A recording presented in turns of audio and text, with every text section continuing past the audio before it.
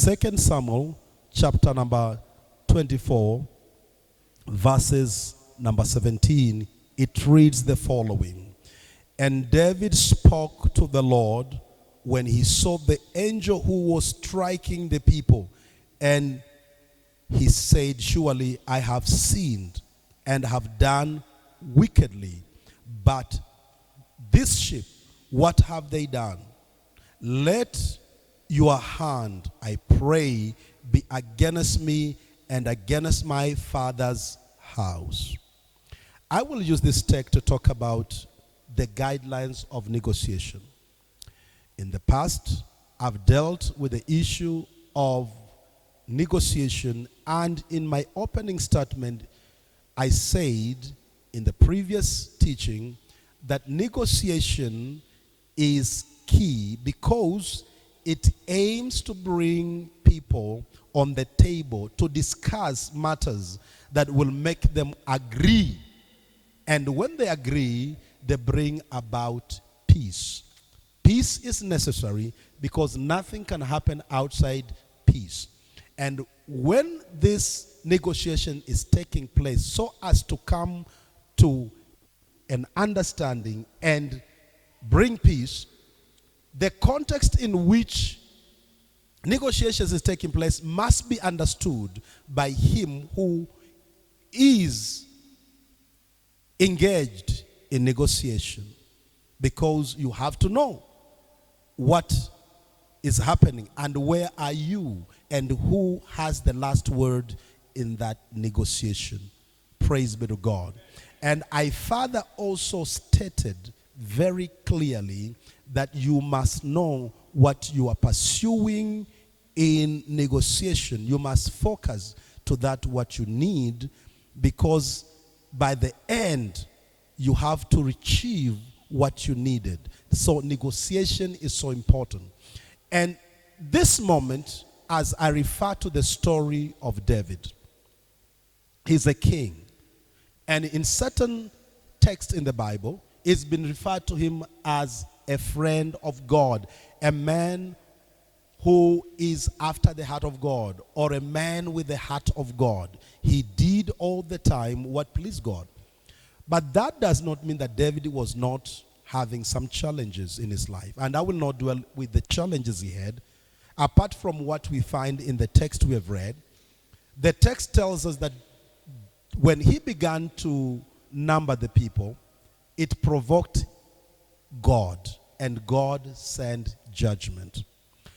And I want to help you see this part of negotiation. It's not only about negotiating between two people, but also you can negotiate with God. Because negotiation means that you are discussing, you are engaging, you are on a table, as he said, come and let us reason together. God always invites people to on the table so that they can have an understanding. You can't work with God. You can't walk with God. You can't be a believer without having a relationship that is understood, that is agreed between you and God. And this is what I'm stating here today. Whenever you are negotiating, realize that God is watching over you. And as God is watching over you, he is attentively listening to you. And in most of the cases, he wants you to state your case. He wants you to be able to engage with him in prayer or meditation. And in this case, David takes responsibility of the failure that has led into a state of negotiation.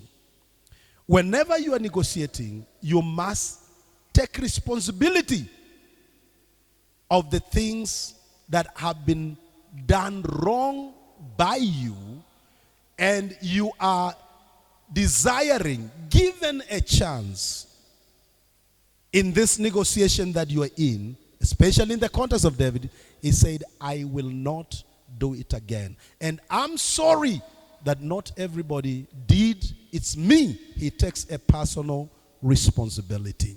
So for you to go forward, And for you to have a successful negotiation, you must always know where your failures are and what your weaknesses are, and be able to take responsibility of those weaknesses or those things that you have done that have led to difficulties or problem.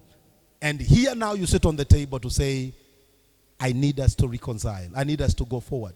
So responsibility in negotiation is so important. And when you do that, then God sent the personal prophet of David, whose name was Gad.